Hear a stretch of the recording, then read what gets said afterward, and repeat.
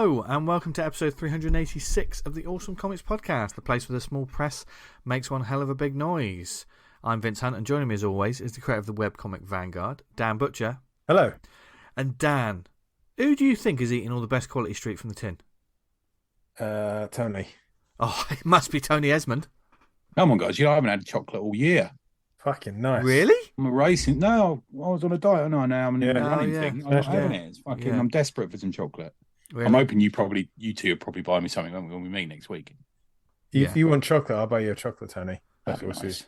you're angling for. What's happening? Yeah, no problem. What's happening? What just happened? Did he just catfish you into getting chocolate or something, Dan? Anyway, welcome. Easy job. Welcome to the show. I didn't catfish him getting chocolate. I just catfished him.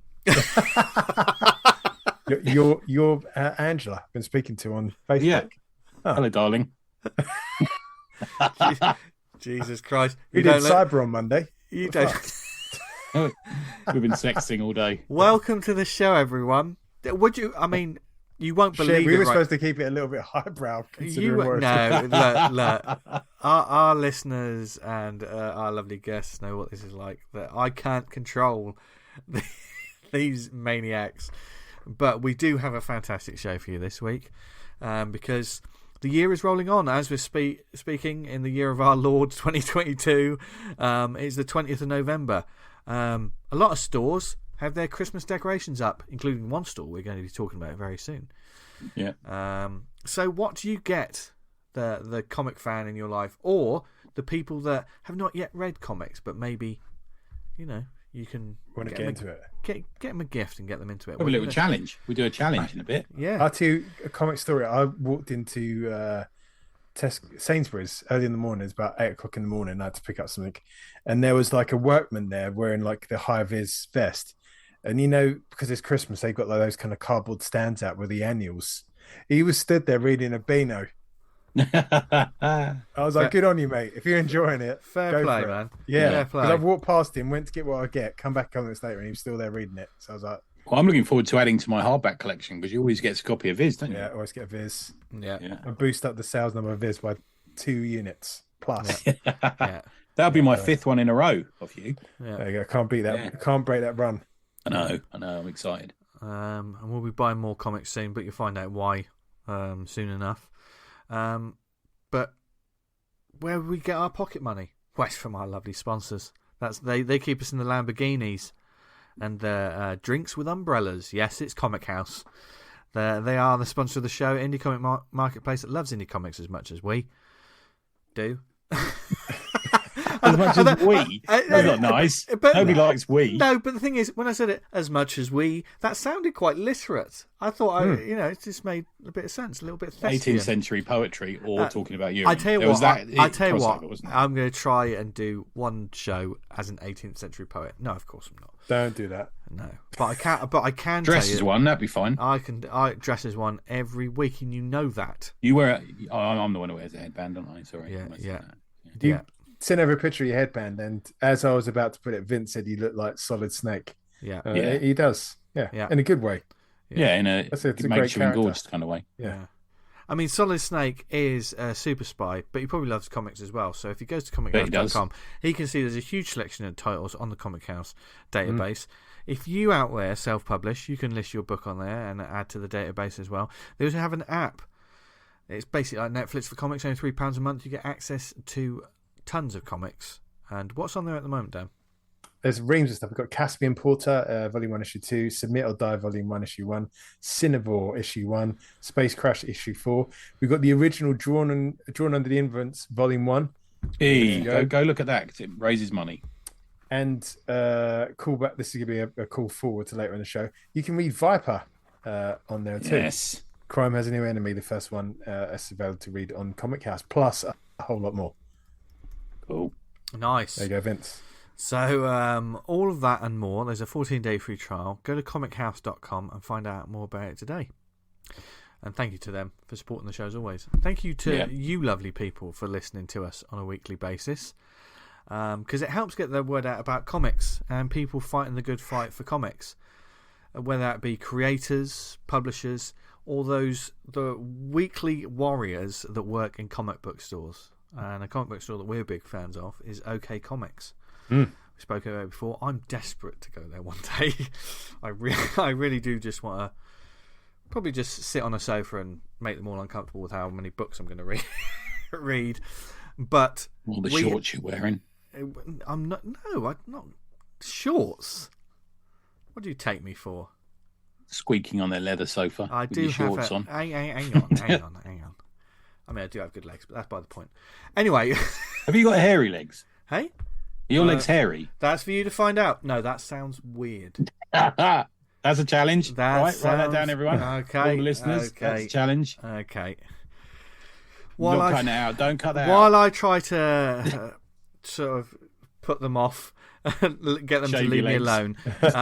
You lovely people. I was about to make another joke, but I thought I'm not going to dig myself a deeper hole right now. Ernie Wise. Instead, you lovely people can check out this chat we had with Danny from OK Comics. Okay, then it's that time of year where we're starting to think about Christmas and giving gifts already. And if you're like one of the hosts of the Awesome Pod, you're thinking about all the brilliant comics you're going to receive because we're selfish. But as very generous, we are very generous people. Yeah.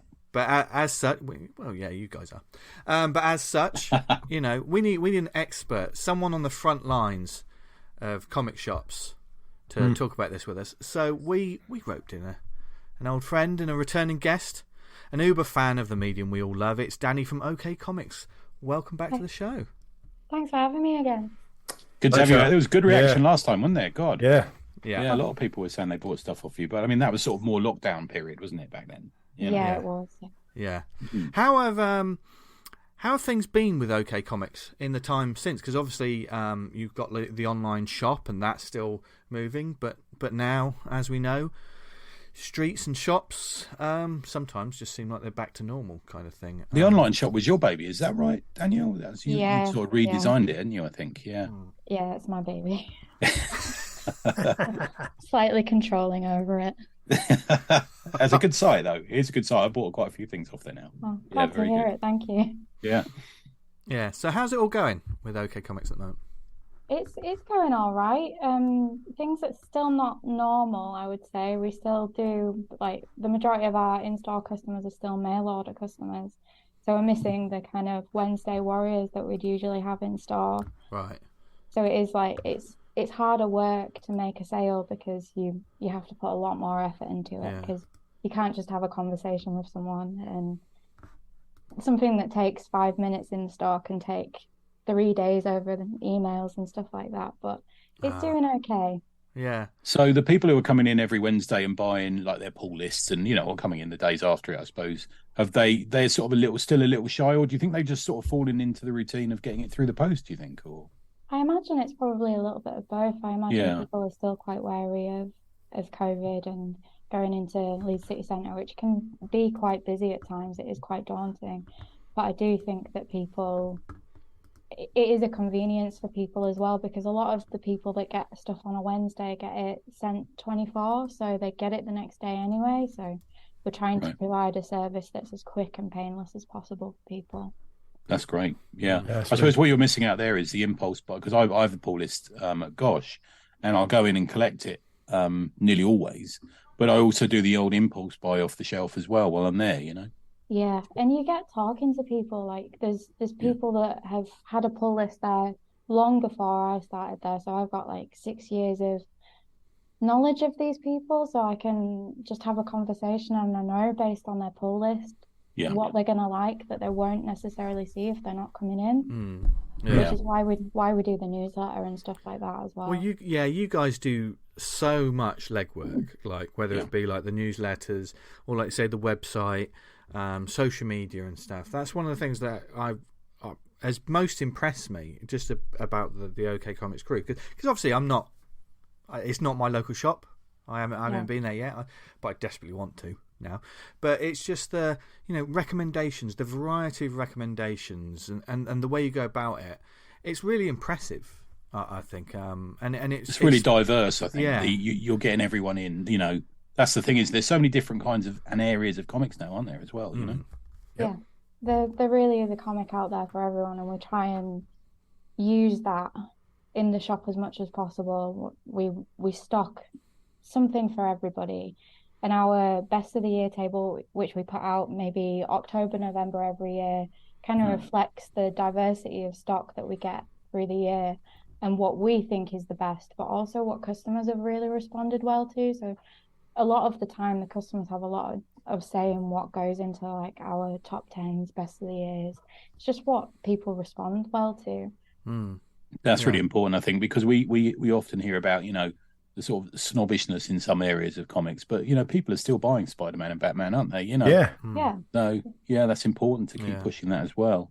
Yeah. I mean, have you noticed any sort of changes in relation to the way people choose their stuff? I mean, I'm guessing manga's exploded for you guys as well, is it? Or it definitely has, yeah. Over the past, definitely in 2020, we saw a massive increase. But I think that at the time, a lot of manga, like anime shows, were being put on Netflix and Amazon Prime.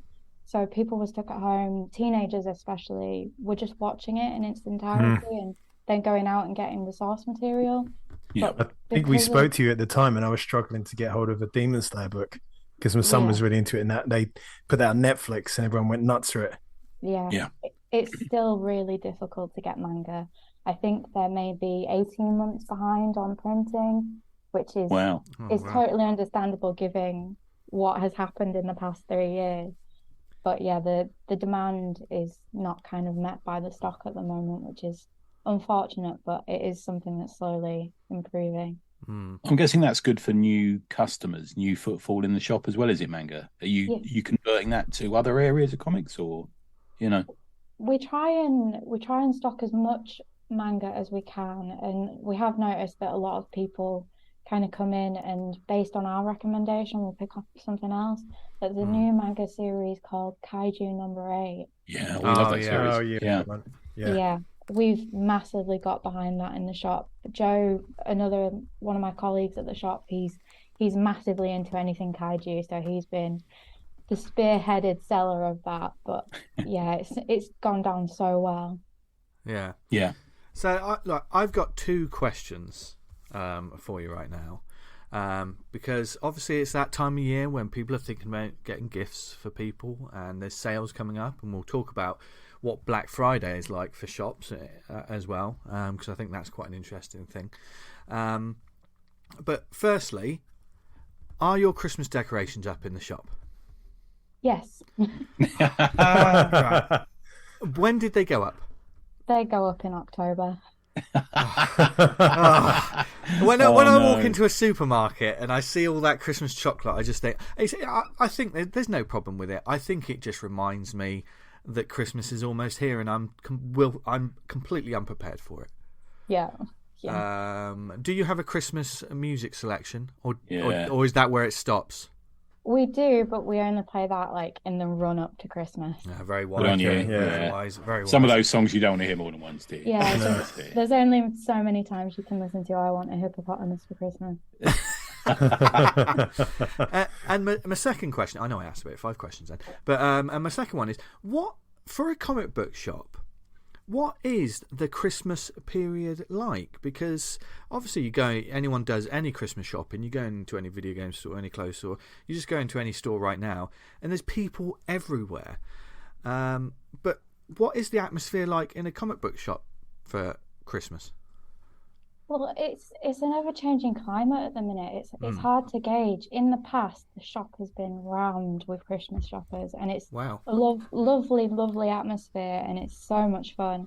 But I guess with the cost of living crisis and everything at the moment, people just can't afford Christmas this year, which it's unfortunate but understandable. So we are still kind of in a lull. We're kind of waiting for that Christmas rush to start. We've had a few Christmas shoppers in, but we've not seen the bulk of it yet. Maybe it'll come in December. There'll be less people buying those £60 hardcover omnibuses of something, and maybe £60. They'd be lucky. Yeah. Well, it depends on the omnibus. It does. Yeah. I'm expecting at least an artist edition from both of you this Christmas, I'll be honest with you. Maybe the Wintermen one. Oh, what's that like? It's beautiful. Oh, yeah, it looked amazing. Yeah. It doesn't get much better than that, I don't think. I think you're right. Yeah, God. Yeah, I've seen that's out now and everything, isn't it? I think. Yeah, I think so. We backed it on Zook, so we got a retailer reward for it, and we all managed to get one. But it is probably one of my books of the year. Yeah, fantastic. Yeah. Awesome. Cool. So I had a friend of mine, Lee. He went to a comic shop, and he said like he's kind of into that stuff, but not. But he said he felt quite sort of out of place and alien to the environment. And I can say I've been into comic shops myself and thought, oh God, I don't belong here. But I've read comics all my life. It's kind of how do you go about welcoming people into the shop and make sure they don't get that sensation? Did you go old school, Daniel, and just sort of even when they ask you a question, just point at something? You know, that's what comic shops were like in the 70s and 80s, weren't they? You just go in and they sort of grunt at you. You know. I mean, you might catch the odd day where we grunt at you, but most of the time, it depends on how bad the delivery was that week. But for the most part, we try and treat everybody as an equal. They're coming in whether they know anything about comics or they're coming in to buy something and they're totally out of the depth. Everybody gets the same level of care and conversation, and a lot of it is listening as well. That we try and use the kind of counselor mentality, and where the customer does all the talking, we're just there to listen. Yeah, that's the best way that we're ever going to gauge what they need, and that's the best way that we can provide the service. Yeah, that's good actually, because I think of all the shops in the world, I think comic shops and record shops have got sort of terrible reputations, haven't they? You know, just to sort of know-it-all people behind the counter. You know, I mean, obviously, you lost, mate. You know, it's like that. Yeah. And also some comic book shops don't help by being, let's face it, some of them are fairly dark and dingy, and everything's sort of tucked away. Do you think that's, you know, and OK Comics is a lighter space, isn't it? Well, it is a lighter space, but it is a small space, and it is a constant game of Tetris to fit all the stock in, which is and not look like a hoarder. Yeah. And it's also a quite old Victorian building as well, so it is the Bermuda Triangle of Signal, but it is such a lovely, homely shop that we try and make as inviting as possible, which is why we've got like the sofa on the second floor. We have people that just sit there and read sometimes, and that's totally fine.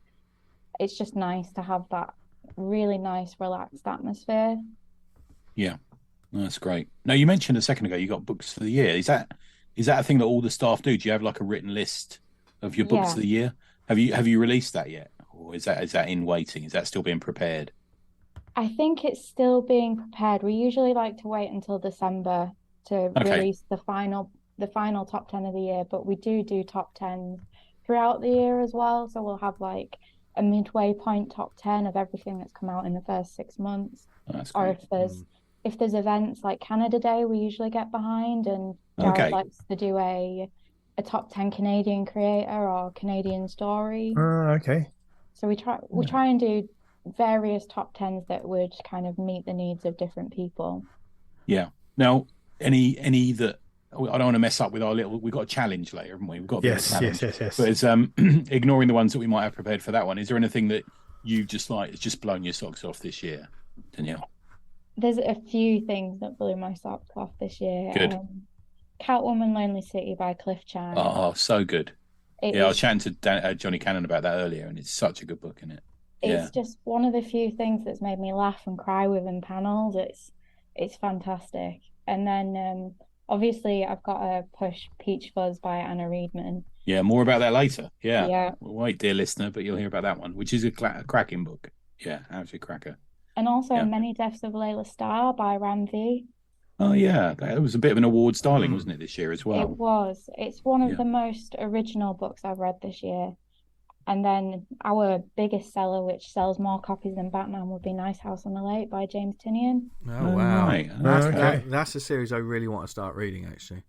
Yeah. It's fantastic. And I will say, they say never judge a book by its cover, but whenever I see the covers of that book, I'm like, oh, I really need to read that. But I kind of like all great horror movies and stuff like that, I want to go in cold. I don't want to read anything about it. Yeah, you do. I'm about 3 issues in. I need to sort of catch up on it, but it's a bit like Department of Truth, isn't it? There's a concept behind it that you can't really talk too much about. You know, unless you just completely spoil it. Yeah. I'm so far I've managed to avoid. I'm trying to avoid things, which is interesting because in like the character design and spin-offs and stuff, something is killing the children. Yeah. Because like I'm fascinated by it and I want to start it, so I'm trying to avoid because I know there's a character who's got quite the likeness, which is like lots of fan art and there's spin-offs and stuff. And I'm trying to avoid all that because I just want to read it from the beginning. That's what I think you need to do with a lot of these sort of new titles, isn't it? There's a hardback of it though coming in, at least, isn't there? I think of that. There is a hardback of the first 3 volumes out already. Oh, cool. So what do you put that down to? That being more popular than Batman, which is kind of the world's biggest comic at the moment, isn't it? Outside of manga, I'm going to say. Why so? Why do you think that's more popular? I can't speak for every comic retailer, but we massively got behind it. We were reading Department of Truth at the time anyway, so we were already big fans of what James is doing. Yeah, and Martin's killing on that book as well. Yeah, he's fantastic, and some of the guest illustrators that they've had, like John Pearson. Oh, so good! Oh my god, stellar. Yeah, but we really got behind Nice House on the Lake, and the DC Black Label stuff does really well for us. As I said, Catwoman, Lonely City, but also The Human Target by Tom King. Yeah, because they're not traditional superhero comics. They kind of bridge the gap between superhero fans and fans of other stuff. Yeah. So we've got people that read Batman for its gritty detective stuff that probably also read stuff like Ed Brubaker and Sean Phillips' crime noir stuff. So Human Target always ticks those boxes. And Greg Smallwood, I love Greg Smallwood's work. Yeah, but, it's beautiful stuff, isn't it? That colour and the design to it is certainly the Guinness style. It pops, doesn't it? So people immediately were like, "Oh, what's that?" So almost like someone's made a spy novel out of a Mad Men book. Do you know what I mean? It's that kind of like, what's this? Yeah, like out of an old '60s spy movie poster, almost, isn't it? You know. So I mean, is that a case? Getting behind that, is that a case of you knowing your customer base? And I'm guessing because Leeds is kind of a uni town, is it a sort of slightly more studenty than you would maybe get somewhere else, or? Sometimes we do have a few students that keep pull lists, but the majority of our pull list guys have been with us for a really long time. Nice. So as I said earlier, it is a case of knowing your customer base, and whenever there's something new that's coming out that I kind of look at the lists and think, oh my god, these guys are going to love this, I'll email everybody. Okay. Just to let them know if they're not going to be in the shop that this thing is coming and it's going to knock their socks off. I mean, will you put stuff in people's? I get this with Gosh will just put stuff in there because they know what I'm interested in. Yeah, and we do that as well. Yeah, not everyone will take it. I don't always take everything, but it's worth a discussion with me. I said, "Oh, is this for me?" And they go, "Oh, yeah, we thought you might like that because you buy these books as well. You like that creator. You've got to pay attention, haven't you?" Yeah, we tend to do that as well, but obviously there's never any obligation to take what we put aside for you. It's just more of we want to make sure that the people who might like this gets it, because ordering is so tight at the minute. We might get like 80% for standing orders and then 20% that goes on the shelf, sometimes even less than that, unless it's like a first or second issue.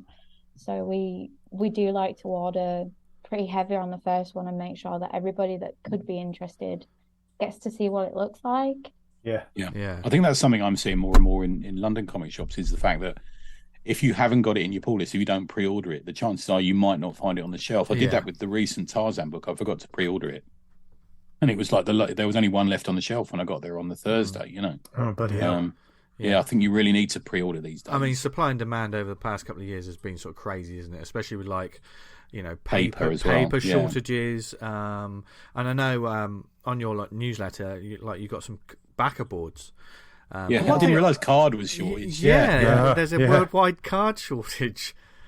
It's insane getting anything like any kind of like comic book merchandise like bags and boards, because of plastic and paper and cardboard shortages.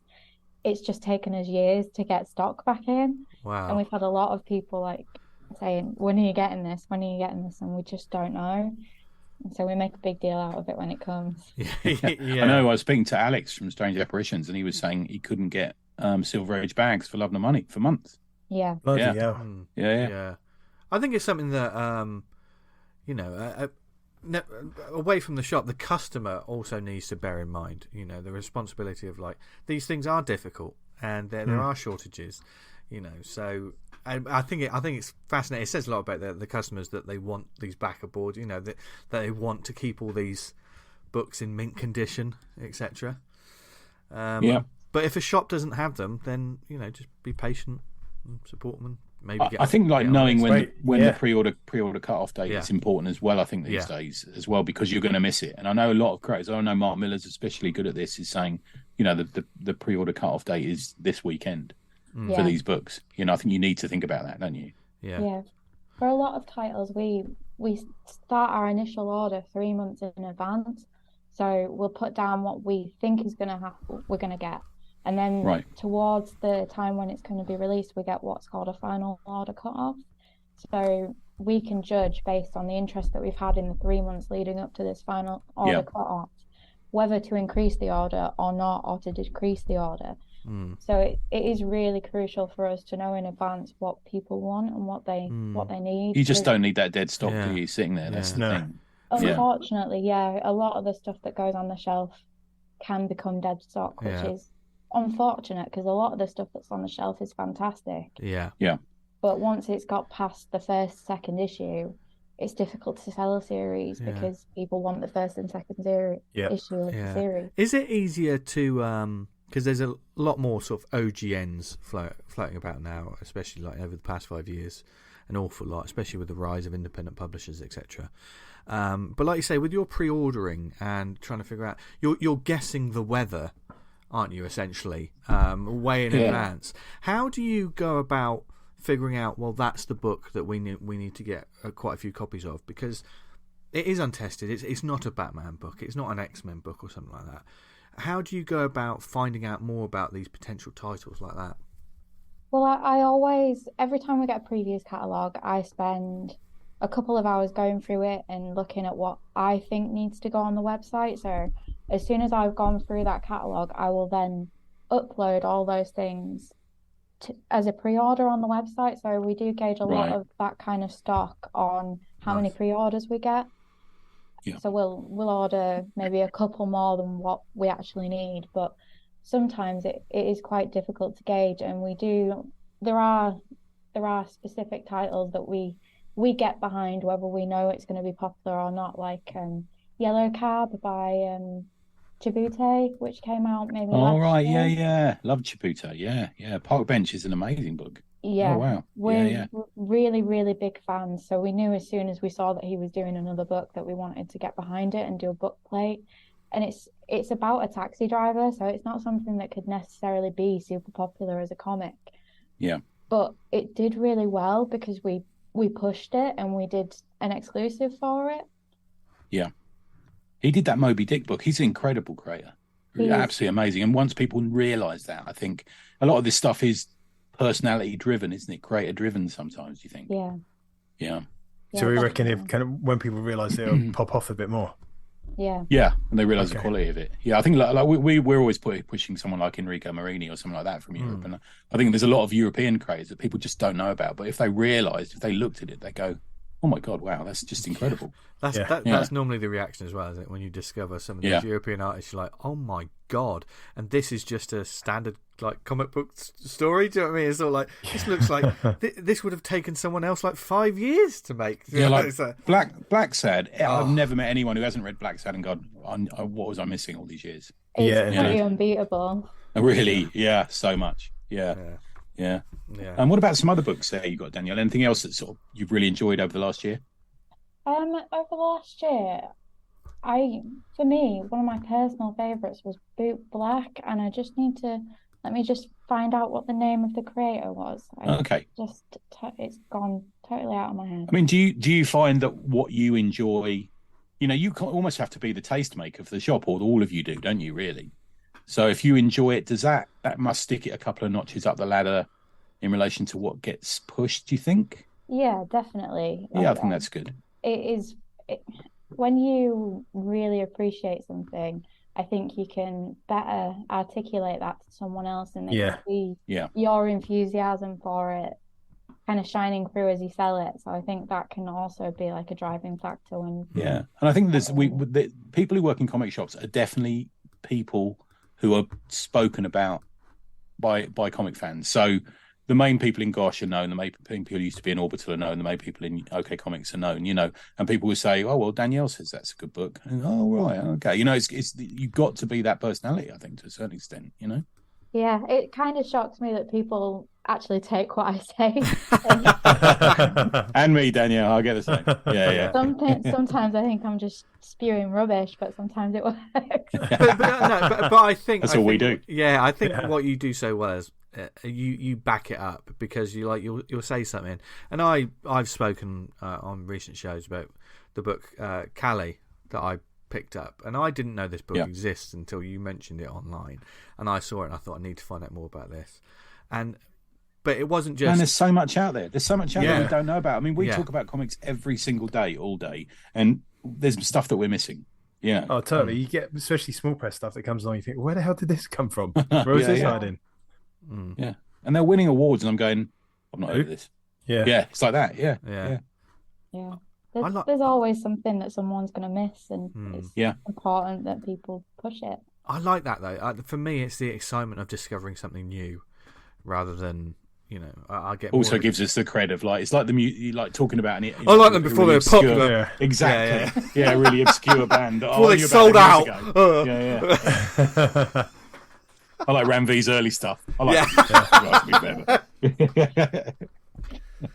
what was it? You were looking up a book there, Danielle. You were saying Boot Black, was it?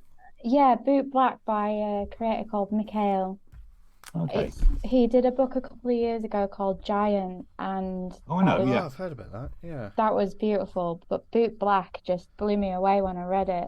Absolutely, like Chibute, it's just absolutely masterfully drawn, and it sucks you in because it's so beautiful. Yeah.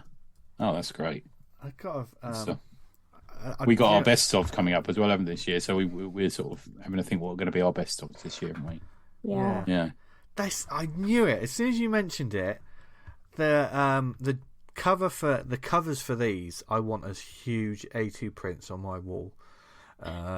Because Giant for me is one of my the cover of that is one of my favorite bits of artwork in probably the past 10 years. I haven't got the book yet. I need to. Obviously, as Danny says, I need to get these. And Boot Black is the second one. Is that true? Is it? Of course I know this one. Yeah. I think it's in the same universe, but I think it's different characters. Yeah, Euro Comics were well behind this. They were doing a sort of Ashcan version of it at one point, weren't they? Yeah, that's right. And and the cover of Giant is one of those sort of workmen on a girder when they're building sort of New York, that kind of thing, and they're high up. And it's just, oh God, I'm just looking at it now. I just googled it, and I'm looking at it as well, man. It's great. But Boot Black's sort of, it seems to be what I like about it is Giant is you're all the way up in the clouds. Boot Black is you're on the ground. Yeah, you're down in the dirt in Boot Black. Yeah. Irina was going on about this crowd when she came on. Do you remember? Yes. Yeah. Oh, right. I need to. All right. That's on my list. Good stuff. Oh, it's dangerous. It's dangerous talking to Danny because I end up spending lots of money. I spent like 180 quid last time you were on at your shop, Danielle. Sorry. That's all right.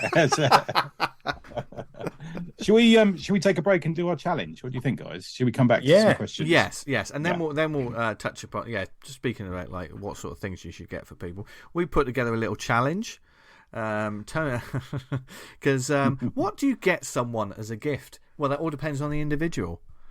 And Tony Esmond decided to set us a little bit of homework. Yeah, this is good, isn't it? So last time we did this last time when Danielle was on. So I made up a series of customers, and you had to choose a book for them. Now there's a slight twist on it this year on the grounds that there's a lot of new people going into comic shops. So these are all people who've never really bought a comic before. Not really, maybe not for decades. So I sent you each your person, and first up, because she's the expert in the room, Danielle. Are you ready, Danielle? I am, yeah. Good. For the listeners, you've had a little taste of this already. I just want to say she's the most confident out of all of us. Yeah. Yes. Are you going to read out the synopsis? Yeah, shall I read them out? Yeah. Okay. So Colin, this is not Colin who I work with in any way at all. Colin is a man who is 60 years old. He has no knowledge of comics other than possibly some fabulous Freak Brothers that he read in his 20s. I'm not saying that Colin took psychedelics in any way. He likes to buy his niece Jessica something every Christmas that makes him look like a cool uncle. She is 22 years old and works at a primary school as a primary school teacher. She's read some online manga and told her uncle that she thinks it's fun and cute. He's come up with the idea to get some physical comics.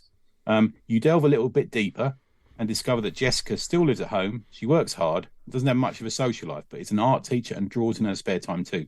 Colin, he uses the phrase, she likes magical animal people and stuff like that, I think. I put the word stuff in rather than the swear word he probably would have used. So, what would you recommend him? Danielle, what would you sort of show him, hand him? How would you do it? So there's three things that come to mind based on different elements of what Colin wants for his niece. Based on the magical kind of creatures and magical worlds, I would recommend I Hate Fairyland. Oh, good shout. Very coolly drawn as well, isn't it? It's fun. It is one of the funniest comics I've ever met. So it'll tick that box if she's feeling a little bit lonely because she's on her own a lot. It'll make her laugh. It'll cheer her up. And it's a dark comedy, so it's not always something you should be laughing at. It's a bit cheeky in it as well. It is. Yeah. It's about a woman called Gert who's trapped in a 6-year-old's body in Fairyland, and she hates it. She just wants to get home. It's a Disney-esque nightmare, and it's just so much fun. And then I would also recommend Saga by Brian K. Vaughan and Fiona Staples. I know that's just you put that just on your website, haven't you? It's on the mailer today because and finally you've got a new trade out here. Yeah, it's been on hiatus for about 4 years, and we finally got a new book. It is a really beautifully told family story set in space. It kind of has like Romeo and Juliet vibes to it, and it's all told from the point of view of the two kind of lovers' child called Hazel, and it's just full of diverse, funny, sweet, clever, and sometimes harrowing characters. Yeah, it's quite edgy at points, isn't it? Yeah, but it's also got so much heart to it, which just makes it one of the best comics that you'll ever read. And then to tick the manga box, I was thinking Nausicaa by Hayao Miyazaki.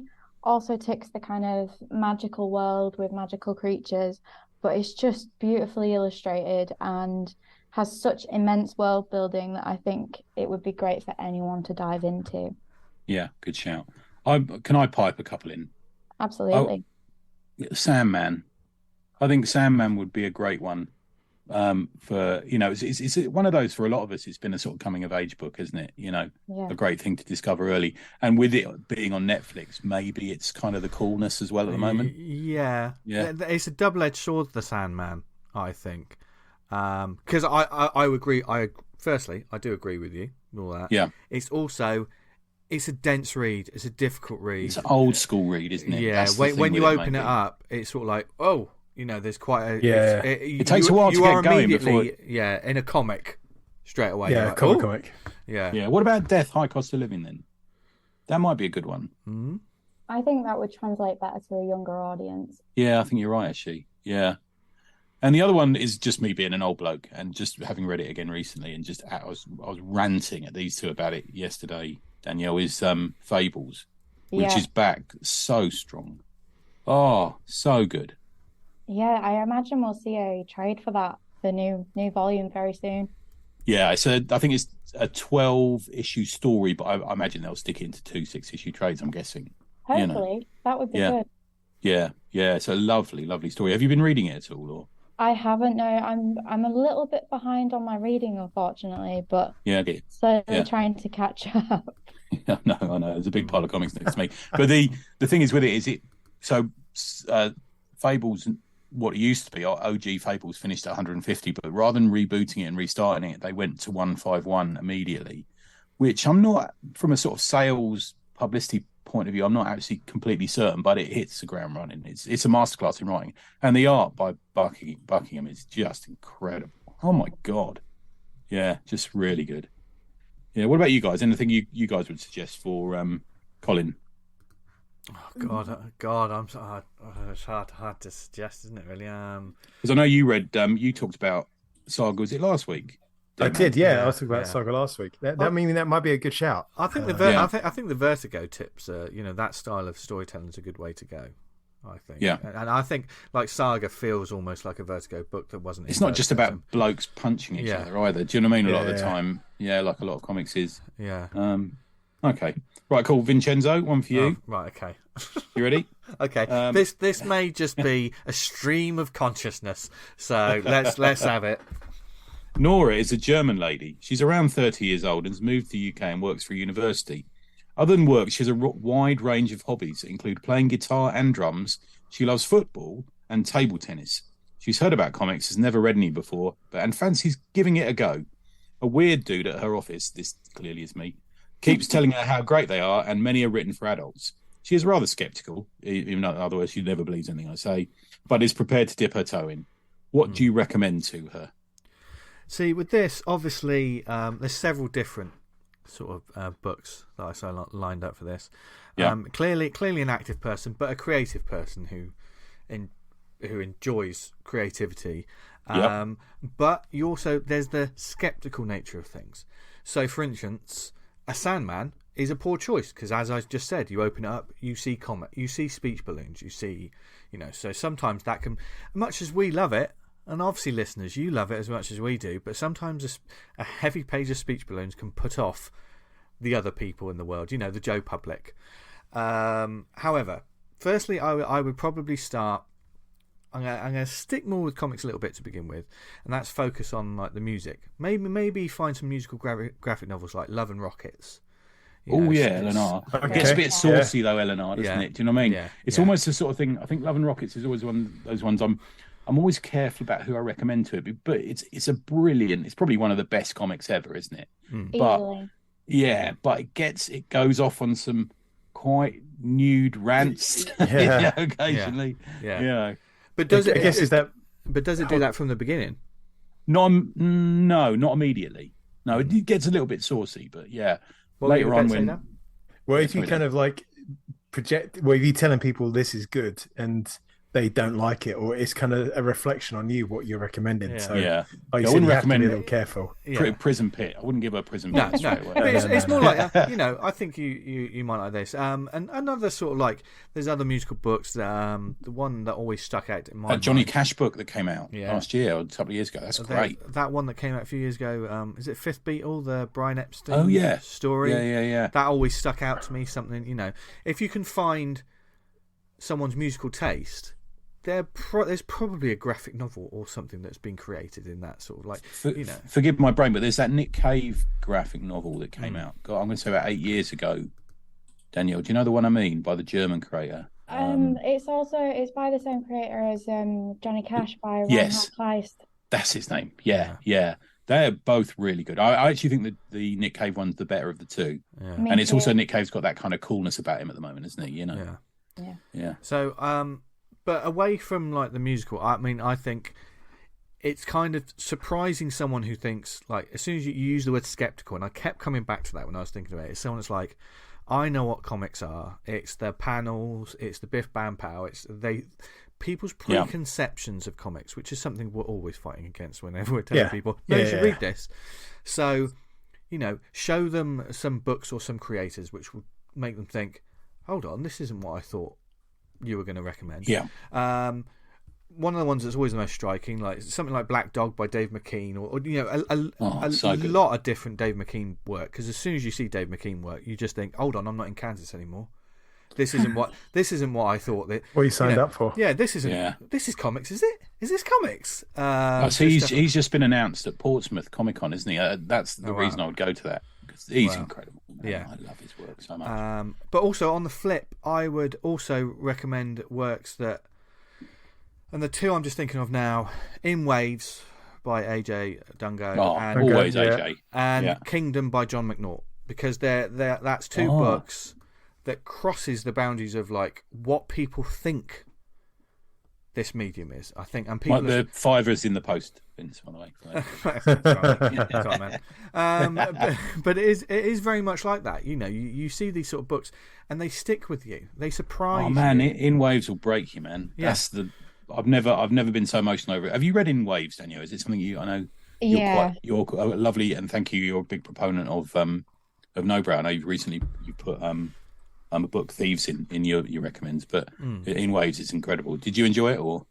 Yeah, we got pretty heavily behind that the year that it came out. I think it came out in 2019 or 2020. Yeah, that's right. And it was just beautiful. And as you said, it's a very sad read, but it's perfectly paced because it has the kind of non-fiction surf elements to it as well, which makes it a lighter read than what it could be if it was all autobiographical. Yeah. So I think with this customer that I've picked the route of like, okay, they think comic books, let's get them addicted by show them it's high art. Do you think as well by making them think they're in a bookshop? Do you know what I mean? It's like you know, here's the ones that are like, oh, this is nice, and then before you know it, you know, just say they get into Dave McKean. Before you know it, they're reading all kinds of things, and it branches out from there. But you got to get them with the first couple of books, haven't you? Really, I think. Yeah, I mean, I'm one easy one for me now. I'm very careful. Bear in mind, I work at university. I'm very careful of recommending manga because a lot of manga people look at and just look at you weirdly. Do you know what I mean? I'm going to say, you know, a lot of it's. I don't like this sort of manga that's, you know, young girls or anything like that. It's not really my scene, but you know, you got to be careful. You recommend stuff too. But I think there is a manga called Ping Pong by Taiyo Matsumoto, which is actually pretty popular. Yeah, I'd recommend that because it talks about different ping pong moves, you know, table tennis moves and stuff like that. It's pretty incredible. I think I've seen that in Waterstands, that book. Yeah, that's right. Do you stock that, Danielle? Yeah, we do. We try and stock most things by Taiyo Matsumoto. He's just recently had a new series being released called Number 5. Oh, okay. There's a few volumes of that out so far, but that's kind of a science fiction story. Oh, I see. It's an adaptation of Short Circuit. Yeah, I get you. Yeah. My page is filling up with things you keep saying. All right, good. All right, good. Yeah. What about you? Anything else from you, Dan? You'd recommend that's sort of for Nora? God, you're catching me on the hoof here. Yeah, I don't know. I'm not really sure who I'd recommend for. Like you said, kind of. I remember someone liking From Hell, and then buying the graphic novel. Or the collection of it, and I was like, oh my God. And I was like, you got to really be careful you don't give them the wrong thing to kind of completely throw them off the rails. Do you know what I mean? Yeah. I mean, do you think that, Danielle? Do you think some books you almost have to have a comics language already before you can read them? I think From Hell's maybe a book like that, isn't it? But there's some books that are sort of noob can read easier. A bit more clean line maybe, or something like that. Yeah. I don't know. I try not to kind of pigeonhole people and make them feel like they're not good at reading comics. Cause But it's that classic Watchmen one, isn't it? Like, so I want to get into comics, and I would not hand someone Watchmen. That's the thing it's always the one that's like, oh yeah, everyone should read Watchmen. No, everyone should not read Watchmen. That sounds like a blasphemous statement now. I've said it out loud, but it's the truth. I think. It's too much for a lot of people. I know the prose bits are too much for me. Okay, so here's a question for you then. Off what you say there, V. What would be the first Batman book you would give someone? Because I wouldn't give them Dark Knight. Oh, no, I wouldn't give them Dark Knight. Interesting. I'm trying to think. It's a weird one, isn't it? Because I'm thinking year one. Mine would be year one, straight away. Yeah. I definitely wouldn't go anything too, you know, a lot of people that people consider to be classics are usually pretty dark. Nightfall's a bit of a mess of art as well. You know? Yeah, I would do Nightfall. I think, you know, I think that the Court of Owls arc, that starts consistent really well. Consistent art as well. Consistent, and I think because they were starting almost from issue 0, weren't they? It has to start. You're in from the beginning. I mean, I didn't read it after about 20 years. I could take or leave Hush, but if I gave that to someone, a sort of Hush, you need to know a certain age. You need to know certain things. I think. I think any book where you know what Batman is a story. You know, Legends of the Dark Knight. Knight's not a bad series because it's all different mini-series. Yeah. You don't have to go in with any prime. What about you, Danielle? Is there a Batman one that you, for a new Batman reader, it's an easy, maybe Long Halloween or something like that? Or I would probably go with something like Batman White Knight by Gordon Murphy. It's non-canonical, so you don't need to know loads about it before you go in. And maybe also, just because I'm a John Paul Leon fan, Creature of the Night, because it kind of bridges the gap between Batman and other fiction. Yeah. Because you were saying just to us before we press record, that you were going to give us the Wintermen as a present. Absolutely not. No chance. I love how immediate and forceful that no was. No. This is public record. Going in my coffin with me. I mean, is that something you stock as well? It's the sort of artist edition, high end? Because I mean, I've got those artist editions aren't cheap, are they? They're mostly over 100, aren't they? Yeah. You know?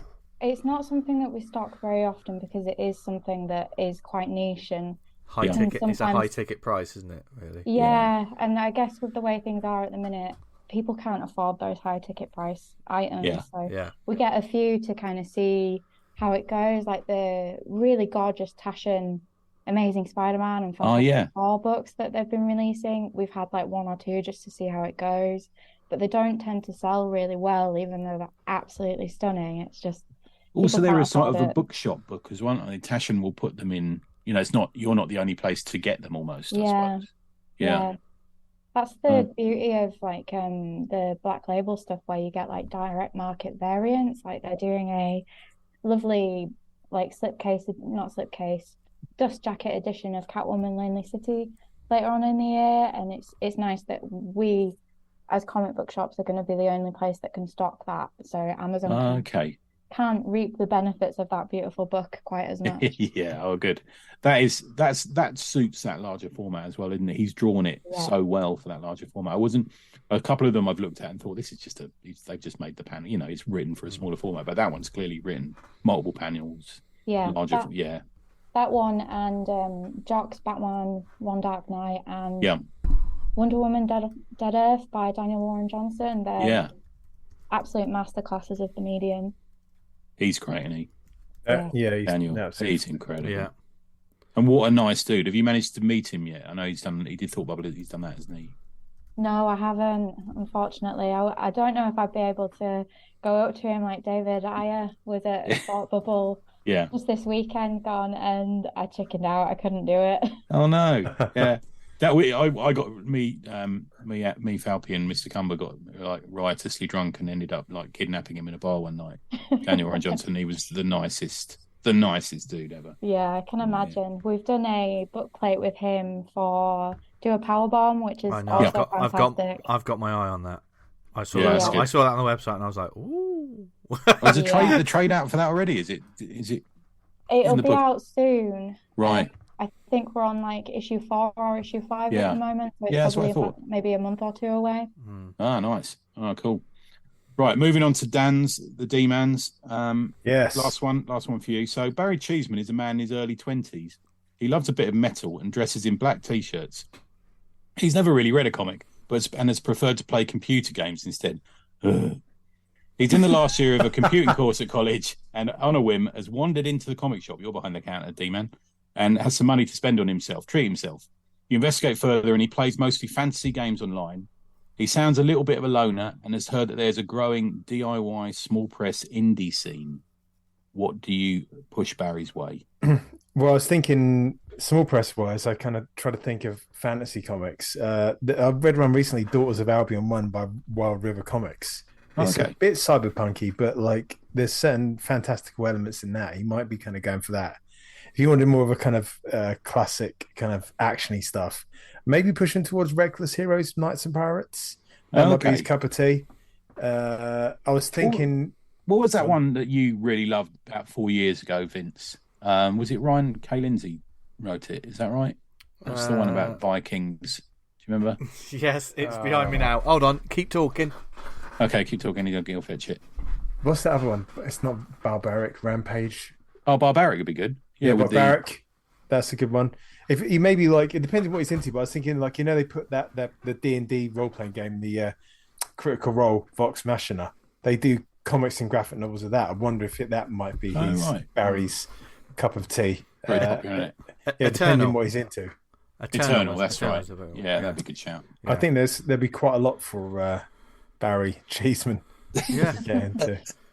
Good old Barry. If he's kind of like interested in doing manga, I'm sure there's like Berserker do him down to the ground if he was that kind of. There's a lot about Barry that I feel very close to. Yeah. I think I could sit down with Barry and say, look, let's have. You've had your one single black glove and your eye makeup on it before, haven't you, at a party? What do you think happens outside, Tony? Like your little bin liners in your house when I went around on the walls. And you still managed to escape there. What about a bit of Slain? That'd be a good one. Yeah, man, that'd be good. Yeah, love a bit of Slain. That'd go damn well. Yeah. I'd love that. I think I've had a relatively easy one with shopping for Barry. Barry Cheeseman, he's easy to buy for, isn't he? Yeah. Happy, isn't he? Yeah. Is there any sort of European books you could recommend for that, guys? Or Danielle, anything you can think of? Something I would probably recommend would be Lycan by Stuart Kolokovich. Okay. He predominantly does black metal illustration. Nice. And this one is kind of a step away from that. It's a bit more fantasy, and it's illustrated like Scandinavian kind of folk art. All right, you're talking language. Go on. It's about a reindeer herder that wants to get his herd from one place to another place where there's more lichen, and he says nothing throughout the whole story. It's all narrated by a really cheeky wood sprite. Yeah. Well, that took a turn. Yeah. And everybody that I speak to has got a different idea on what that book actually means. So it's really open to interpretation. I'd probably also recommend Murder Falcon by Daniel Warren Johnson. Yes. Very, very metal. Yeah. That one is very metal. I would also say the Realm of the Damned books that I'm a big fan of. Oh yeah. They are very metal and very cool. So I would say something by Zay Burney. I think that's got a sort of metal thing. And on a slight tip, because it's a fantasy thing and it's very well made, not particularly metal, but I'd say Porcelain as well. Oh god, classic. Yeah, they're good. Yes. So there you go. Good. I mean, that was fun. We've no doubt also added a lot to people's wish lists. Go on, Dan. My kind of last minute kind of bit of a rant and moan. Like if someone says, I'm into comics, I really want to get comics, don't get them a comic related t-shirt or a comic related mug. Try and just push that little extra distance and think, I'll go and get them a book. Don't get them a Funko, get them a comic. Just get them a comic. We should get that on a t-shirt. Don't get them a Funko, get them a comic. Yeah. That should be a t-shirt. Don't get them that on our staff uniform. Yeah. Some badly designed Deadpool t-shirt. That's what they Funkos, come on comics. That's what they really want. I once got a Justice League t-shirt they were selling in Lidl for a Christmas present. Fair play. Yeah, I would say. Yeah. I'm considered quite a catch, you see, so people try and impress me, Well, damn right. Also, great value. So he's a hoarder with his beans. I don't like beans. Anyway, obviously, just in that little chat, we've added to your wish list. I know that my wish lists are growing, and Tony's and Dan's as well.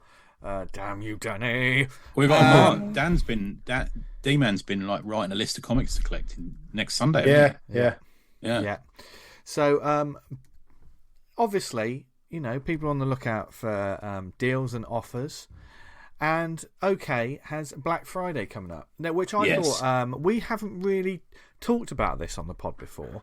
In terms of Black Friday sales, have now just become just part of life. It's almost like a whole month now, isn't it? Yeah, it's not even a day. What is that like?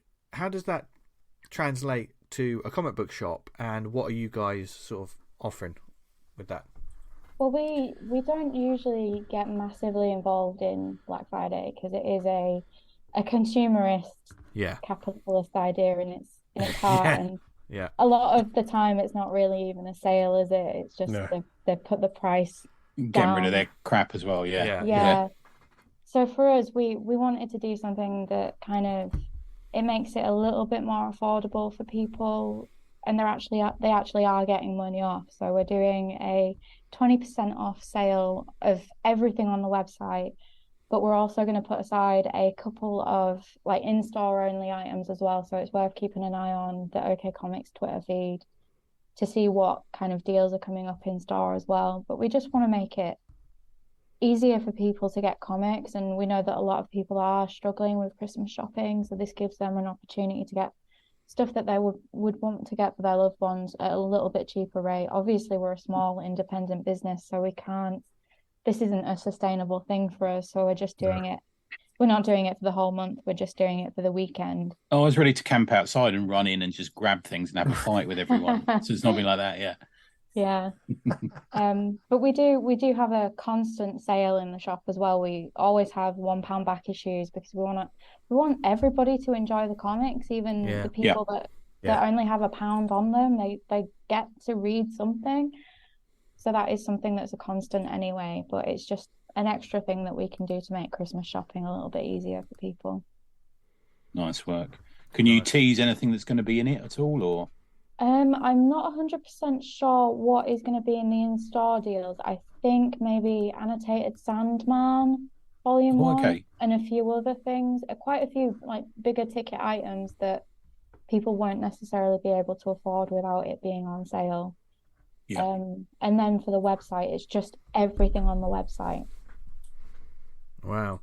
So brilliant. So what are the dates for this again? Because Black Friday, as we said, it's not just a day, is it? So So for us, it goes live on the midnight. So it'd be midnight on Thursday night, and then it ends again on midnight on Monday night. Oh right, long weekend. Yeah. Very good. So it kind of covers Black Friday and Cyber Monday, but it's not a whole month because it as I said, it's just not sustainable as a small business to run a sale for a whole month. Yeah. But I'd recommend as well, if you're going to buy something that's like substantially and fantastically reduced, then also consider buying something else. Yeah. That's what we always say about Free Comic Book Day and stuff like that, don't we? You know. Yeah, we try with 3 Comic Book Day because we know so many people are coming through the door and they're enticed by the 3 things. We usually put out a fresh sale at the same time so that people have the opportunity to browse cheaper comics if they can't afford full price comics. Do you do like the Halloween Free Comic Book Day thing as well? That's become a thing, hasn't it? We do sometimes. It's not quite as well received as the main Free Comic Book Day. The main Free Comic Book Day is an event where we open a couple of hours early, we stay a few hours late. By the end of it, we're absolutely knackered. But it's one of the best days of the year for us. So we do try and stock the Halloween stuff, but it kind of trickles over a weekend, but it's not something that's quite as well attended. Okay, yeah, I've heard that. Yeah, it's a sort of lesser version of it, isn't it? Yeah. Yeah. Oh, cool. Yeah, fair good. Enough. So, if you of all the customers, the regular customers you have coming in, Danielle, who's the one you really don't like? Don't answer that, Danielle. That feels like a trap. Yes, totally. If I was a customer in your shop, you could say me. That's the easy option, isn't it? Yeah. Good. That's just the stock answer for a lot of things. Funny enough. Good. It must be a chuckle though. You must enjoy working there. There must be a sort of a good rapport between everyone and stuff like that. Yeah, there kind of has to be because we're such a small team, and there is only 4 of us. We need to get on. We're a family as well. Like Anna did her last shift on Saturday, and I think we're all reeling a little bit. But it is a family. So when someone comes and someone goes, we make a big deal out of it. It's important to us. And you got a new member of staff starting soon for that, you were saying as well? We do. We have Hannah who's starting. Well, she has started. Oh, Hannah, what have you done? Oh. Good luck, Hannah. We believe in you, Hannah. You're going to be totally fine, Hannah. Don't worry. Because we're not there. Do you convince trustworthy customers to come in and find Hannah and ask her difficult questions, a little, staff test. You have to start doing that.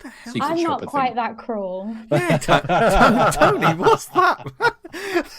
But speaking from experience, Jared did do that to me on my interview, and it's why I got the job. Nice. Oh, really? Nice. Hey. Yeah. Nice. So, as always, Danny, thank you for joining us and talking about what it's going to be like for lovely comic book fans popping into OK Comics, etc. If they want to pre-order stuff, if they want to keep an eye out for sales, where can they find you guys in the shop?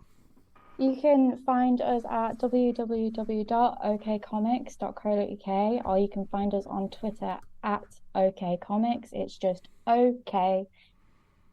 That's just the way we spell it. Good. Yeah, it's just OK, baby. Just it's understandable in every language. Yeah. And I will say the website is very clear and easy to browse and shop. So, thank you very much. Yeah, because you go to some online stores and it's an absolute mess, isn't it? But but the OK Comics is one of the best I've seen. So definitely check I really them out. appreciate that. Thanks. Danny's about to cry now. So we'll let her go. Don't worry, our artist editions are in the post. Yeah. Keep dreaming.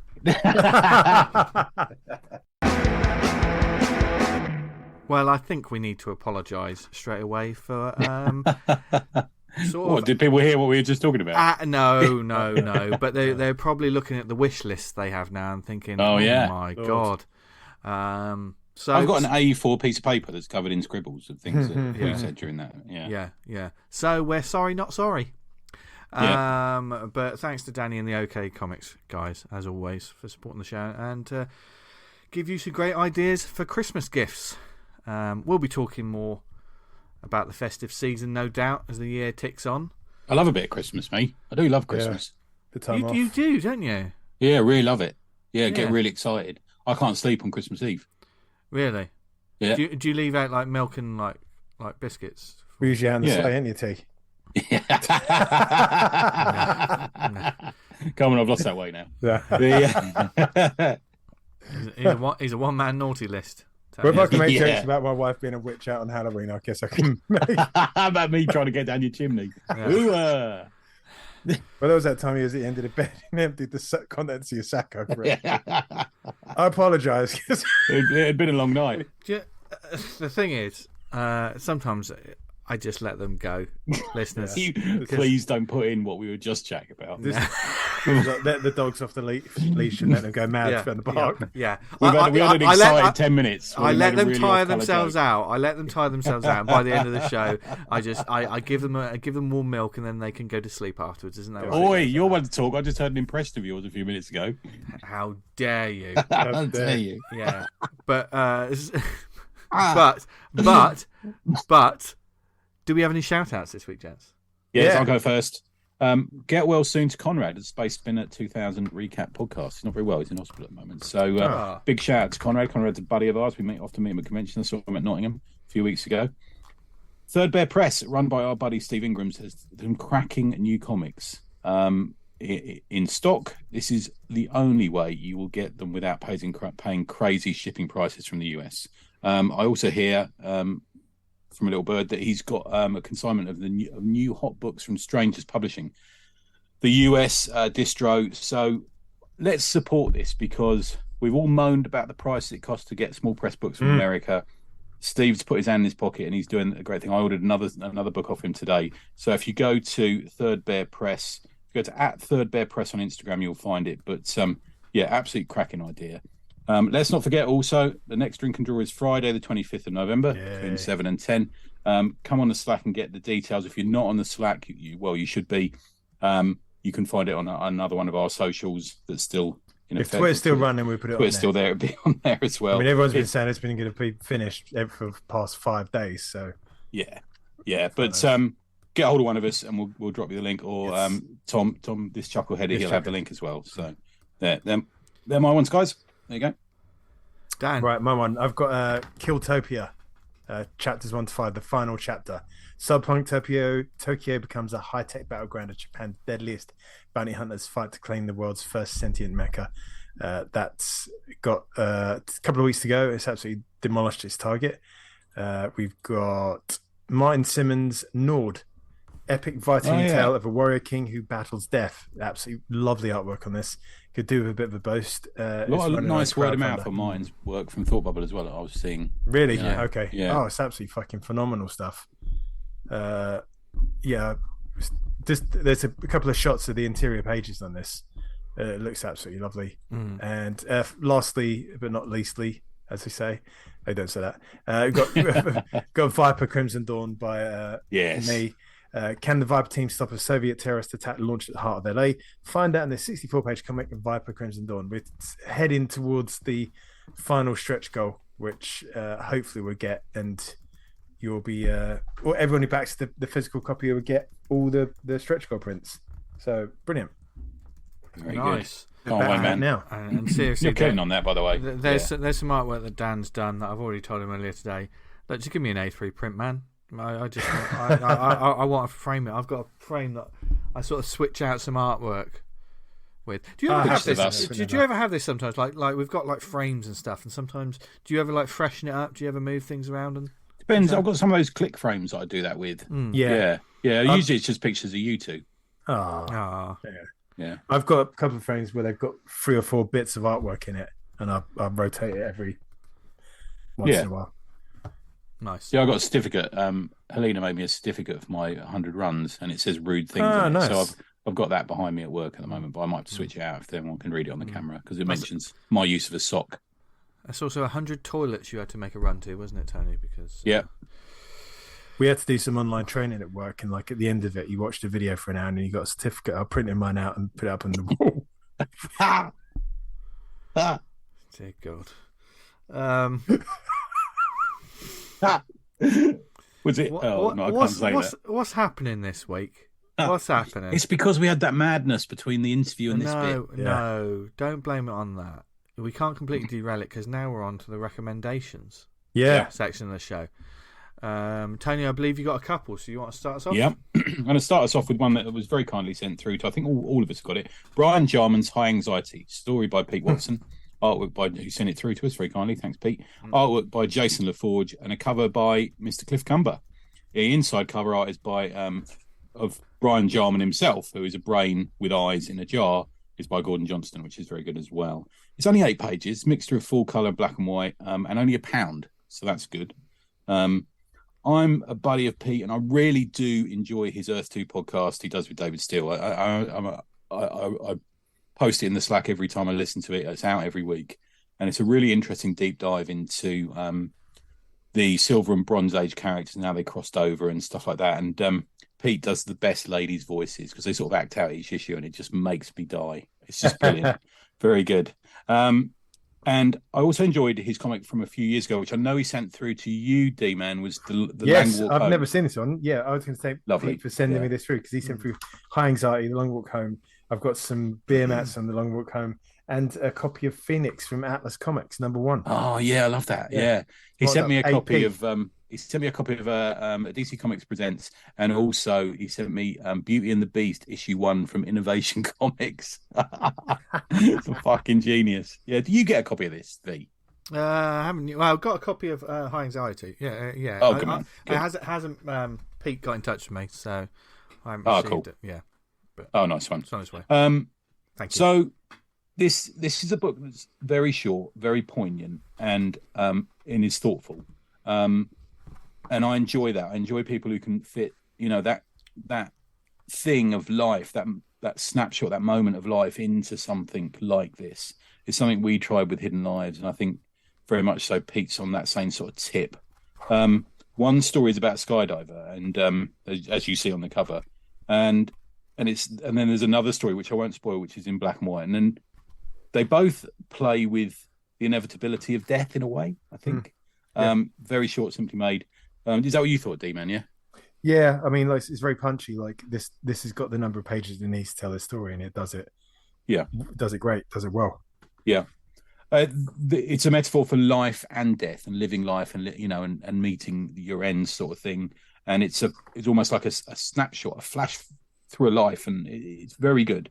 I I can't really spoil it anymore on that because it's such a short book. It's only 8 pages. There is, I don't know if you noticed this, Dan, but if you turn it over to look at the back cover is just a black. Yeah, it's got the text. I missed that on my first read. Yeah, that's easy. Yeah, and that's that's important, I think, for it. God, yeah. Gives that, and I like. We talked a bit. I think it was before we started recording, guys, where we talked about. I like things that twist or shape or change your expectations or your understanding of something very simply. And this can come in relation to all parts of the world, can't it? But this certainly does it in this comic. So if you go to, it's got a newly created Big Cartel, watsonscomics.bigcartel.com. It's also on sale at Fin Planet in Glasgow. Fin Planet in Glasgow, great place for indie comics, right? Great place for small press comics. I know they've sold quite a few of my comics there, and Johnny Cannon's and Pete's and stuff like that. And it's really good. But keep an eye on Watson's Comics, which is. Did you notice what Watson's Comics has almost got like a corner box thing going on? Yeah, I see that. It's great. So there's WC and this man sitting on the toilet reading a comic, which is what we all do. Yeah. So Brian Jarman's High Anxiety, highly recommended. Yeah, it's my first one. I really enjoyed the Long Walk Home as well because I've never. It's great, isn't it, man? It's a poem, and I love that. Yeah, really good. Yeah, if you go, oh God, I'll give you the episode number, but it's from quite a few years ago. But we did an interview with him, like an on the spot interview. Yeah, good. Nice. Dan, what's yours? Should I give my first recommend? Yeah. Okay. It's Tales from the Quarantine. Have you got it through? Oh, I've got my copy. Yeah. Anyway. Yeah. Enough tomfoolery.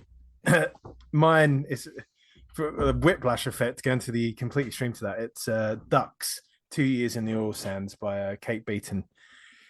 I really enjoyed Kate Beaton's work in the past, and this came out of nowhere. I think one of my colleagues at work who's into comics said, "Oh, do you know there's a new Kate Beaton book out?" And I ordered it for her and one for me. Oh, nice. She's the proofreader, so I thought, oh, nice. She's a nice lady. Yeah, it'd be a nice way to say thank you for all the proofreading she's done, all the shit comics she's had to read that I've made. So, Kate Beaton, you probably know her from Hark a Vagrant. Started out as a webcomic and then transitioned to the book. I found it in the book form. This is her kind of that first full-length graphic novel, and it's an absolute chonk. It's like almost the size of a house brick. It's autobiographical. It starts off with Kate. She's just come out of college and she's got like a whacking great bit of debt, and she's trying to work out, right, how can I clear this debt as quickly as possible? And the one way that the community, and it's set in Canada, so that it does make cultural references that I don't quite get. And maybe if you're from that neck of the woods, you might. So from a kind of like childhood home on Cape Breton Island, in backwater Nova Scotia, they say, well, you can work out on the Syncrude or along Lake Albion Sands. They do like the oil sands where they pull the oil out through the earth, don't they? Yeah, right? That's it. Yeah, and you basically live on these work sites out in the middle of nowhere. It's pretty bleak, but the money is great. And she spends a considerable amount of time at the start of the book working out, right, if I do this shit job for this amount of time, I can clear my debts. And she looks at all these other options, like, this is going to take me ages to do this. So off she goes to the oil sands to kind of make her pay off her debts, essentially. Yeah. And when she gets there, you find out this place is it's really bleak, hardcore, safety issues all around. She's on a work site with outnumbered probably like for every 100 men, there's about 200-300 men, there's about 1 or 2 women. So the kind of the elements on the camp are very unbalanced, and all the girls are ogled over. She kind of has a bit of a hard time and learns things along the way. I'd say that it could be. I said about trigger warnings. We mentioned that before, and there's it's quite adult. It's very adult. There's very few laughs in this book. Don't think I'm going to get Hark a Vagrant Mark III or whatever in this. I don't want to spoil it too much. It's worth giving a read. But there were some moments in it that were like, fucking hell. Like, she talks to some of her female colleagues about what it's like living there, because she has a couple of friends come up. Like, she tells them there's decent money up here, and they come up. And when they come up, she's like, I kind of wish I hadn't invited you up here because it's really bleak. And some of the men up there are like absolutely fine, lovely people, and others are fucking horrible. But that's a very balanced view on what it's like in life in general. Do you know what I mean? There is some goodies and there's some baddies. You can't. This isn't kind of like a black and white view of, oh, all men are bad, all men are good. Do you know what I mean? Everyone's an individual, everyone's a character. But like she mentioned something like in the middle of the night, she'd be like, there'd be times when someone would try her door handle, and it's just like that's fucked up. So like she's living in these dormitories, and some guy just like, oh, I'd see if the door's open. It's like, well, fuck me, that is like just even for a bloke that happening, you'd be like, what the fuck? Sleep, would you? Yeah, you'd think, what the fuck's going on here? But when there's a kind of a bit of an undercurrent of sexual threat because there's no women here, and you're out in the middle of nowhere. There's nothing for these people to do, and you can feel the kind of a bit of an oppressive regime. When she goes in there, she's quite bubbly, and by the end of it, she's quite down about the whole thing, and rightly so. Like she works in a tool shed, a tool crib for the first bit, which is essentially the workmen come up and say, right, can I have this? And she goes, digs it out for him. And you kind of get that kind of men's work banter. And I don't know if you've ever been in a workplace that's like that. It can be pretty kind of like, oh mate, very much so. If you're not on that wave riding it, you're getting fucking rolled over by it. It can be quite harsh.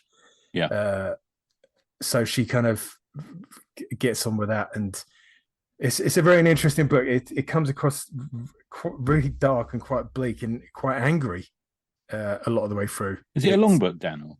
Yes, it's a big old book. I don't think it's got nearly 430 pages. Wow. Okay. I did do it in 2 sittings because I was like reading through, and there's and the duck reference. It comes to there's like sort of an accident, the same way that Thames Water flushed a load of shit into the river was an accident. Right. You know what I mean? And they do that, and it just wipes out a couple of hundred ducks. Right. Gone. Okay. And there's a kind of allegory going on of like they're fucking over the environment to draw money out, and the same way the people are working on this site are getting fucked over for money as well. There's lots of stuff like that going on, and to try and do it justice in a review or recommendation like this, I can't do it. I mean, it's a funny thing to say, but I do like autobiographies and biographies that are gritty like that. Yeah, this is nothing's all sunshine, and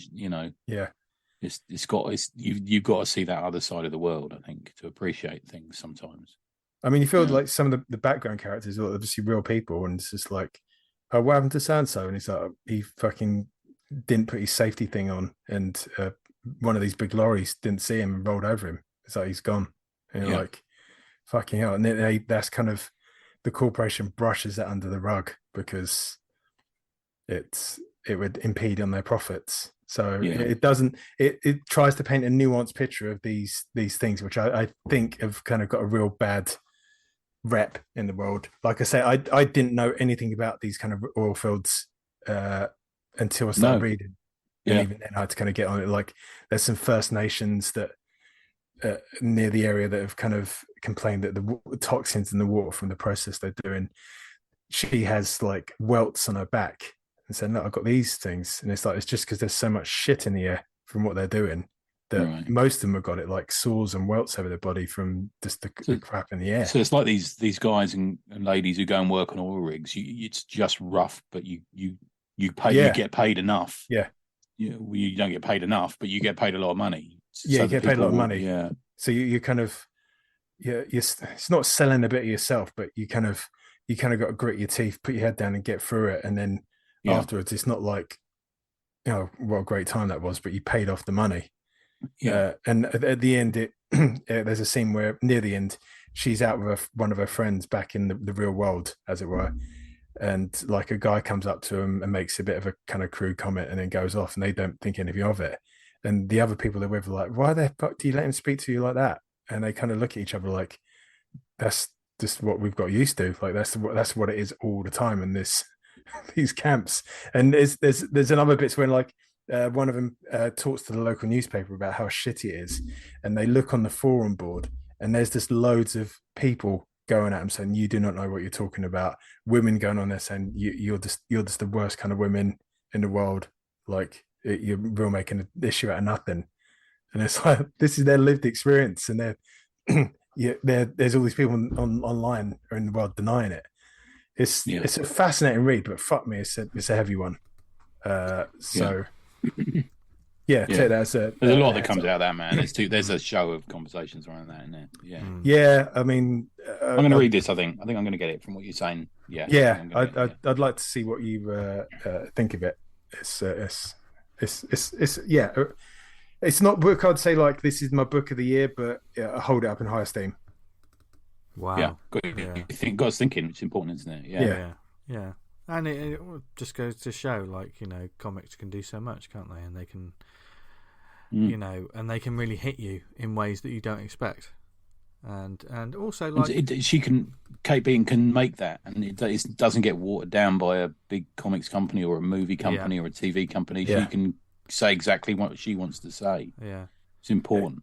Because there's a few pages at the back where she talks about it, and she's taken a very nuanced take and trying to get it as it was and not painting a picture that's ideologically swayed one way or the other. Do you know what I mean? Like she's been very real, and that's all. There's stuff in the book that fucking hell is like you got some stones on you to talk about it. So hats off. Yeah, well done. Yeah. Definitely. Yeah, definitely one to look out for, I think. That'd be a good Christmas one, actually.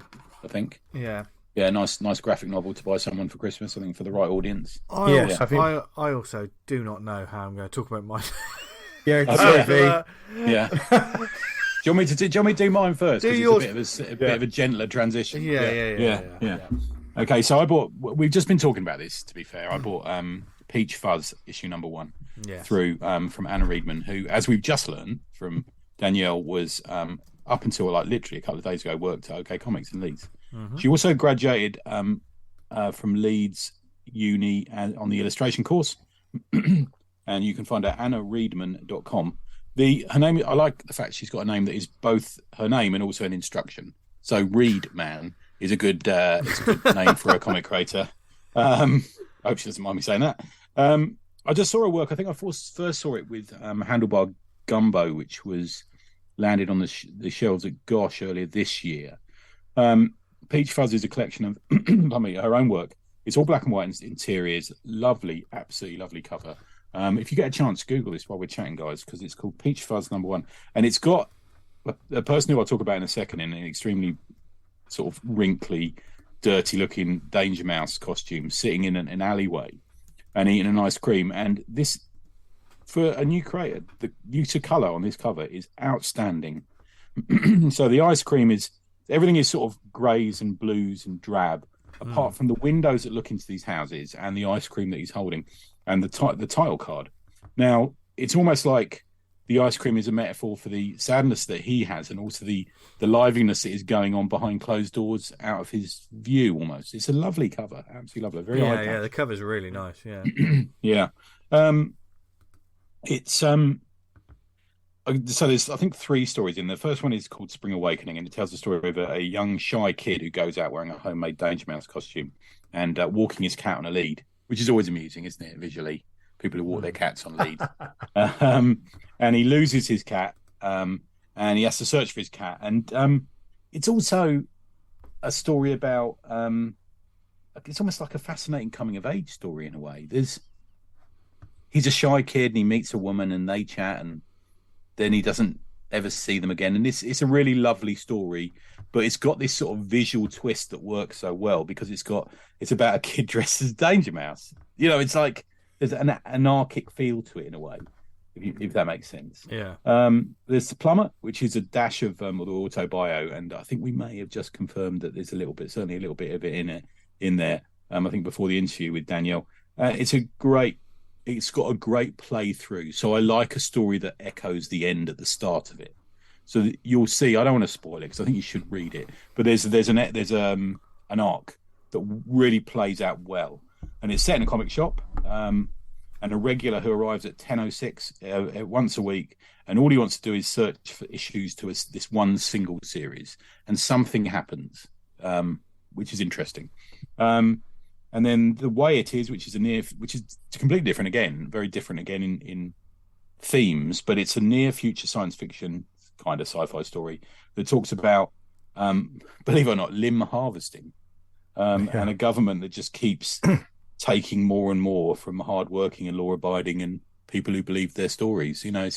So it has, I don't know, it's a sort of political bent to it, but not, P with a small p. It doesn't particularly poke anything, but it's got that story where if you let them, they'll just keep bleeding us dry, and it almost is that exactly.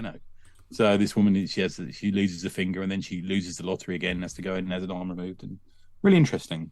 The art has a taste of, I'm going to say, Philip Bond crossed with something like an early Duncan Fegredo. Do you remember when Duncan Fegredo was doing Joe and Silent Bob comics? Yeah. Remember that stuff? Yeah. A little bit like that. If you get a chance, have a look at some of the interiors online. I'm on a website, and I've just discovered one of my new favourite artists, I think. It's great, isn't it, man? Isn't it great? Stunning. Absolutely stunning. Yeah, out the gate. Fucking proper sort of, pro level. There's a slight... Eric Savadsky, who did Eternal, works with Ryan K. Lindsay a lot. Yeah. There's a little bit of that, but totally just the ink work. If you go to AnnaRedman.com, and this also made me chuckle when I saw it, because you mentioned about her second name.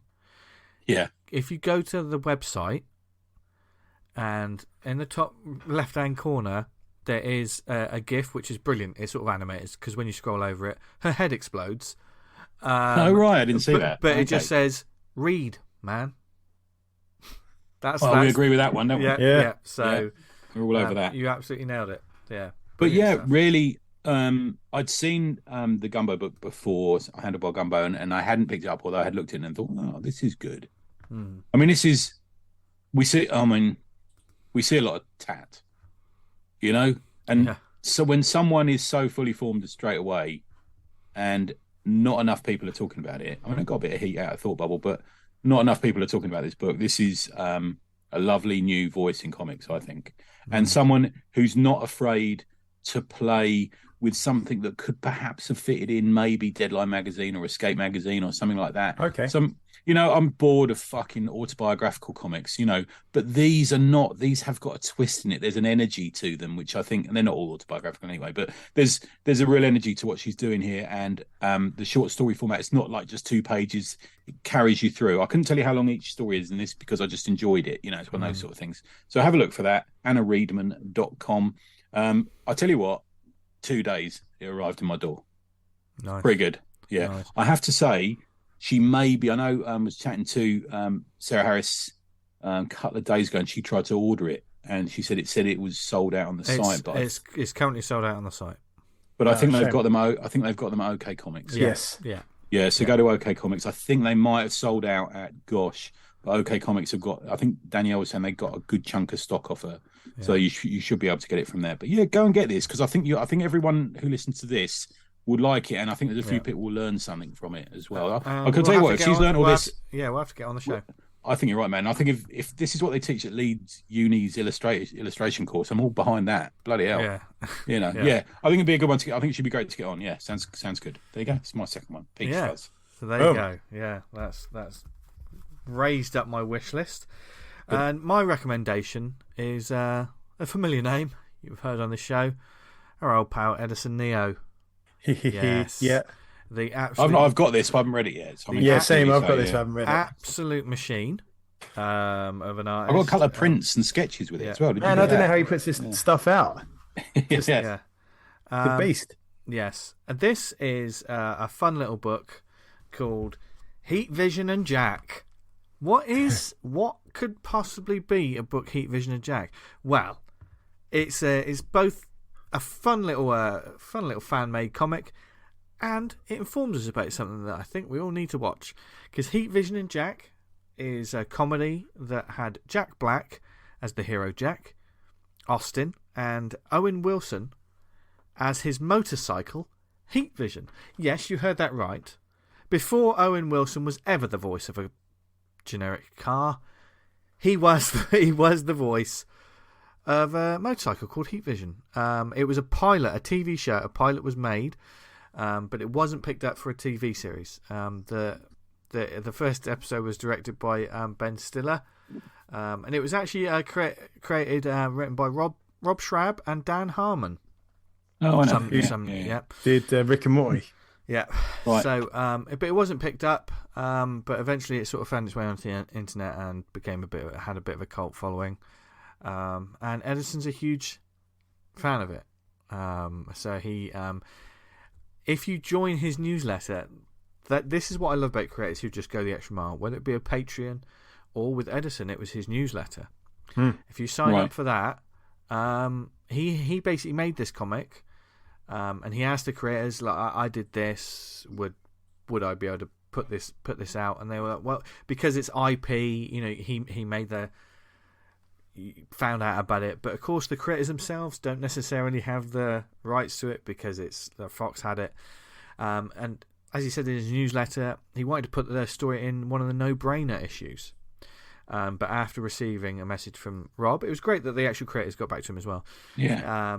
He put it off, wasn't sure what to do with it. He had this story because Edison just goes away and just makes comics just like that because he's a machine, and why we love him. So he made it into a standalone ash can, and he got 100 copies printed, and they were just sat in a box and think, what do I do with this? I know, I release it for free. And just to thank the people that are newsletter subscribers for sticking around. This is the sort of stuff that goes into my long box full of what I call investments for the future. Yeah. Gustavo Vargas and Gareth Lightholm and Ian Ashcroft and Cliff Cumber and all these sort of people. I think these guys are going to make it one day. They're all going in this box so that one day I can become a millionaire. Yeah. I hope that Jack Black and the creators and stuff find out about this and put the word out about it. Yeah, because it is amazing. The story itself, it's short, sharp. It's just a classic TV show scenario. The two heroes are about to be lowered into a piping hot sort of geyser by this alien, not as in a geezer, but, and they're trying to get out of the situation. Of course, Jack himself, just to make this clear, the hero Jack Austin, as it says, he's a former NASA astronaut. On his last mission, an orbital mix-up brought him too close to the sun, causing his brain to expand. Science people. He's 3 times smarter than the smartest man in the world when he is exposed to the sun. He escaped NASA when they learned about his brain, and now the opposite of England football fans. Completely. Heat Vision, voiced by Owen Wilson, was Jack's roommate, formerly known as Doug. During the escape from NASA, he was shot by an experimental ray, merging with his bike. Doug died that day, and Heat Vision was born. I can't believe. I mean, this was a live action show. When you describe it, people are like, "What was this an animation?" No, it was a live action show. Who knows if it was made, what we would have gotten, or where careers would have gone, or what we'd be talking about, the DVD collections of it. But in some ways, I'm happy that it didn't happen, because now we get things like this, and and it's brilliant. So just Edison Neo, sign up for his newsletter. There's loads of back matter as well. Obviously, we love Snake Claws, No Brainers. If you want to buy any of his stuff, go to neocomicart.com. Follow him on social media at neocomicart. And if you want to reach out and just tell him how cool his books are, you can drop him an email at neocomicart@gmail.com. And he's a listener as well, so thank you for listening to the show as well. Yeah. Thanks for sending that through, man. This was great fun. Dude. It was great fun. It's also printed really nicely. It's just a nice little book. It's not like even though it's an ash can, it's not. Don't expect something to be a throwaway sort of photocopy version of something. He puts care into these little books. Yeah, definitely. So definitely check that out, and check out everything that we spoke about on this week's show. Whether it be the wonderful OK Comics, thanks to the guys there for all their hard work, for Danny joining us this week. So many things I've got to think about on the wish list now. It's like, right, okay. And present is for us, I'd like to point out. Yeah. You just wait. You'll get what's coming to you, Tony. Well, I hope so. Well, we're always happy to receive gifts, aren't we? From yeah. Oh, it's the artist editions we're getting through from OK Comics. I can't wait for them. Yeah, it's gonna be great. Don't worry, guys. It's not that. Don't just ignore him. I find it best, especially at this time portion of the show. Just ignore him. But just he'll keep talking and just glaze over it. And for instance, go on to the bit where you say, like, if there's anything about this episode that you want us to talk about more, don't put me off.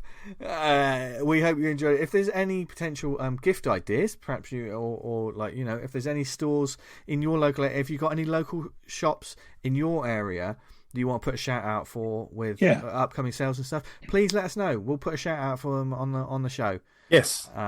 Because we want to help all the indie shops at, like, you know, OK, Destination Venus, everyone that's just fighting the good fight in the name of comics. So please let us know. There's several different ways you can do it. You can email us, awesomecomicspod@gmail.com. On the Twitter, we're at the Awesome Pod. The Book of Faces, we're on facebook.com/awesomecomicspodcast. There's a Slack group, the Awesome Comics Podcast Slack channel, where there's different I'm keeping up with that at the moment. It's really busy. A lot of stuff going on there. Please get in touch. You can join that wonderful community of people on there. Thank you for listening to us, whether it was on the website awesomecomics.podbean.com. If you listen to us on Apple Podcasts, then I don't know, give us a review. Say something nice. It is the season of giving. And thanks for all the nice comments recently. We've had some lovely emails through, especially about the Paul Kupperberg interview. Yeah. We're very excited about. Yeah. So, subscribe and like all of that good stuff, because it helps get the word out about this show and everything that we talk about and all the wonderful people we talk to. If you listen to us on any other sort of podcast formats like Spotify, Amazon, Stitcher, Podnose, Podknife, what other networks are we on, Tony? We're on Pod. Dan is now a Mormon. There you go, which means he can breathe underwater and he's got gills. I made that joke off air as well, and I'm so proud of it. I thought I'd do it again. Good one. It's a good one, man. Thanks, man. L. Ron Cupboard. Yeah, I'm. We've all got fragile egos here, so I'll take whatever I can get. But where can people find us online, etc.? Tony? Neverendanything.com. Easy. That is easy. You can find me still on Twitter, if that still exists when you listen to this, at Vanguard Comic. That's a running joke. Yeah, VanguardComic.com. And you can back Vyper Crimson Dawn on Kickstarter.com.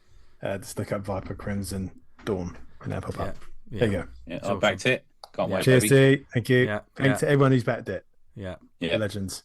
I'll always back you up, Dan. Cheers. Thank you.